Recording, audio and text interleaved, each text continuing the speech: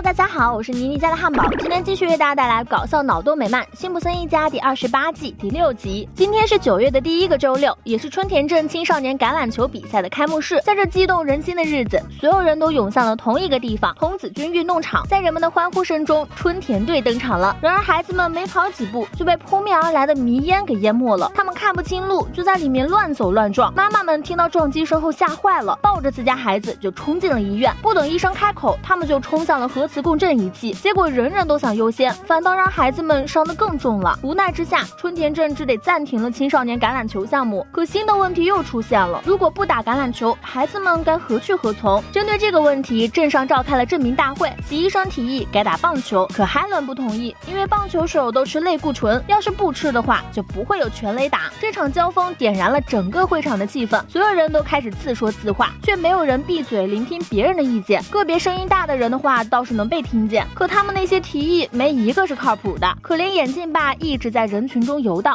却连发表自己的意见都不能够。唯一注意到他的人是辛妈，他看这可怜男人的发声得不到重视，而且他妻子也将他视为垃圾，于是就劝说辛爸帮帮他，让大家能够好好听听他的想法。无缘无故替人出头的事，辛爸可不愿做。可架不住他是个宠妻狂魔，迫于老婆的压力，他把眼镜爸拽了上去，然后发挥祖传大嗓门，叫停了喋喋不休的争吵。注意，令人窒息的家长们，你们来这儿就只是为听自己讲话吗？等大家停下来了，辛爸才又对眼镜爸说：“开始吧，哥们儿。”这声哥们儿让眼镜爸如沐春风，也给了他在众人面前讲话的勇气。我知道有一项激动人心的运动——长曲棍球，这是一项完美结合足球和曲棍球的运动。为了更直观地向人们展示长曲棍球，他和眼镜仔演示了一下这项运动的玩法，接着又让人们随意向眼镜仔扔东西。这通操作下来，大家都体会到了其中的乐趣。但习医生提出了异议，原因是打长曲棍球得脑震荡的概率高居第2，仅次于橄榄球。那还说什么？比橄榄球安全不就得了？于是这项运动就这样顺理成章的通过了。人们还让眼镜爸来当孩子们的教练，他自然是求之不得。不过他也有个条件，那就是辛爸必须一起。本来帮眼镜爸就是情非得已，现在又整这么一出，还被叫哥们儿，简直犹如五雷轰顶，让辛爸难受到了极点。然而面对妻子和大家那期盼的目光，他实在说不出拒绝的话，只得答应了下来。因为是不情不愿，所以辛爸一直很消极，就算是自家孩子上场打比赛，他也懒得看。直到孙妹俩跑过去大声说：“爸，我们赢了！”不过即使如此，辛爸依旧毫无喜悦。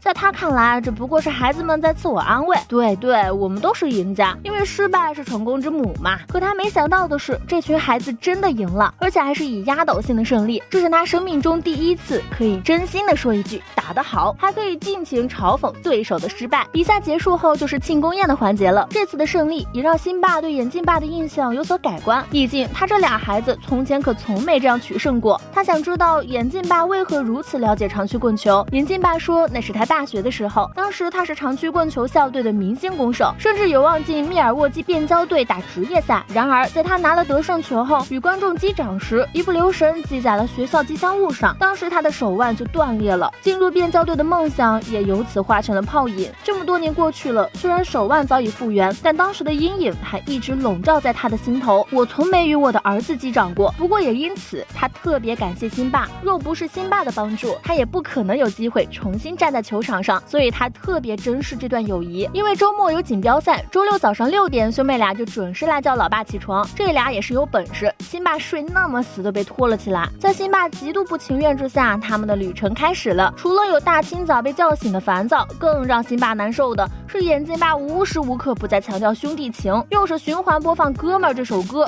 又是向辛爸献殷勤，让他抽电子水烟笔，还无所顾忌的和辛爸谈论夫妻生活，完全不管后面还坐着孩子们。倒也不是真的没管，而是眼镜爸早用长曲棍球比赛转移了他们的注意力。说罢，眼镜爸又扔出了米饭三明治，这可是好东西，里面富含的碳水化合物能够支持孩子们精力充沛的在赛场奔跑，这就是米饭的力量。伴随着小新最后进球得分，比赛结束，春田队再次取得了压倒性的胜利，连续几场胜利把辛爸都给整懵了。不过他依旧没有改变对眼镜爸的看法，最多就是个懂体育的呆子话痨。辛妈知道眼镜爸是有些烦人，可他还是希望辛爸能忍耐一下，记住，你这都是为了孩子。对，为了孩子，啥都是为了孩子。还没吐槽尽兴，眼镜爸就回来了。辛爸只得把手机一扔，缩回了床上。没想到就这还是被眼镜爸给叫了起来。他想邀请辛巴去绅士俱乐部。辛巴一听吓坏了，这明显不是什么正经地方。他告诉眼镜爸，他辛巴是个爱喝酒，不知道孩子生日从旅馆顺走吹风机的人，但唯独不是背着妻子去鬼混的人。眼镜爸有些难过，就问辛巴还是不是兄弟。此言一出，辛巴连假笑都难以维持。就在他准备坦白从未将眼镜爸当朋友时，两孩子的头像突然浮现在眼前。我今天进了3个球，我是运动健将。就连他自己也出来劝他，我也不喜欢眼镜爸，可你看孩子们多开心啊。辛巴妥协了，只得说自己很愿意和他一起玩，但刚看完了他推荐的视频还很疲惫，今天就先算了。好说歹说，总算把眼镜爸劝到了床上，可没想到这家伙睡觉要放白噪音，看来今晚对辛巴来说注定是不眠之夜了。这一趟旅程下来，辛巴已经神志不清了，脑海中全是长驱棍球、电子水烟笔、米饭三明治，就连妻子的吻都换不回他的神智，只留下句要去散散步就离开了。如今眼镜爸是春风得意，就连之前不屑一顾的妻子都为他骄傲。不过他倒不是很在意妻子的看法，他在意的只有辛巴。正如人们常说的那样，每个成功男人的背后都有一个助理教练。听到他这句话，眼镜爸肺都要气炸了。然而眼镜爸视若无睹，只已经沉浸在和辛巴的友谊中。遇到兄弟那天，才开始了我的人生。他歌唱着辛巴，歌唱着友谊离开了家。而在另一边，辛巴也唱起了歌，但他的歌悲伤无比，字字句句都在控诉自己因迫不得已和屌丝做了朋友。那个白痴竟然以为我是他兄弟，他永远不会知道我多么鄙视他。眼镜爸的世界晴空万里，他在歌词里罗列了许许多多想和辛巴做的事，而辛巴的世界瓢泼大雨，口中吐露的是对眼镜爸深深的厌恶。这沉浸在不同世界的两个男人，终究在各自歌词的最高潮相遇了。那是眼镜爸刚唱完，希望他能听见我唱的，就听到辛巴来了句我只是假装喜欢的那个笨蛋名叫……辛巴还没唱完，就看到了歌词的主人公。显然眼镜爸也反应过来，他说的正是自己。他生气的把教练服摔辛巴身上就离开了。春田队在眼镜爸的带领下所向披靡，很快就迎来了与首都球队的对决。然而这么重要比赛的赛前预热，眼镜爸却没来。市长开始慌了，这场比赛要是输了，他就必须给首都市长一箱春田镇杏子。关键是春田镇就不种杏子。眼镜爸也很奇怪，因为眼镜爸离家时还开开心心唱着和辛巴的友谊歌，眼见着瞒不过去了，辛巴只得说实话，他发现了我只是为了球队才假装做他的朋友。可这也无法解释眼镜爸清空了银行账户，把所有钱都换成了1美元纸币呀。如果情况是这样就不妙了，因为像眼镜爸这种人兑换那么多零钱就只会有一个目的，那就是去绅士俱乐部。在场的男士们听到这话，争先恐后表示愿意为球队出力，去俱乐部把眼镜爸给找回来。但辛巴不同意，这是辛巴捅出的篓子，就应该由他亲自去把眼镜爸给接回来。听到妻子的话，辛巴全身心都透着抗拒。然而此时孩子们也跑过来劝他，没有教练我们没有办法参加比赛。辛巴总是没办法拒绝别人的期待，更何况妻子还给了他一吻，赐予他力量。怀着所有人的希望，辛巴出发了。通过眼镜爸的自行车，他找到了那家俱乐部。辛巴确实定力很强，对女郎们毫不动心，但这里还有其他东西能诱惑他，那就是无限续鸡腿。距离比赛开始只剩下20多分钟了，现场开始人心惶惶。海伦甚至还说就不该让辛巴去，结果就结结实实挨了辛妈一巴掌。我丈夫是个好人，他可以做到的。事实上他确实没鬼混，可被鸡腿绊住了脚。这时2位女郎来到了辛巴身后，他们在谈论一位带着米饭三明治冷却器的客人，这毫无疑问说的就是眼镜爸。听到这，辛巴才想起自己此行的目的。找到眼镜爸的时候，他正在高谈阔论，没想到这家伙也不是来鬼混的，而是花钱让别人听自己讲话。看到辛巴的时候，眼镜爸愤怒难掩，尤其是听到辛巴又叫他哥们儿的时候，更是怒不可遏，还说脚边那2位女郎才是他的朋友，而他们经历的那些都是假的。听他这么说，辛巴干脆都承认了，但他接着又说我是不喜欢你，但我尊敬你。说罢，他从怀里掏出了那件教练服。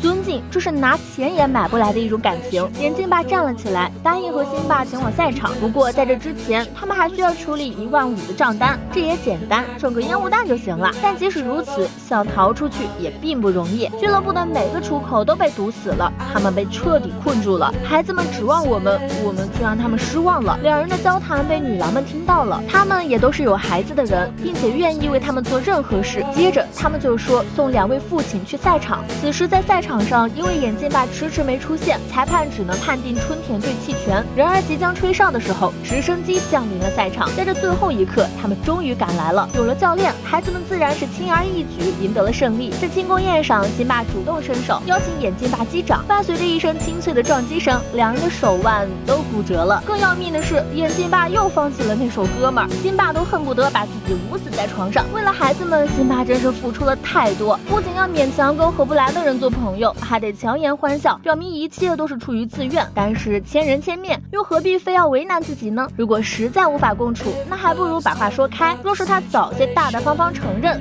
或许就不会让彼此的关系陷入危局了。人生于世，每个人都有不同的经历和性格，有些关系是勉强不来的，或许看得开些，才能让彼此都好过吧。本期视频就到这里了，喜欢的小伙伴别忘了点赞、评论、加关注，咱们下期再见，拜拜。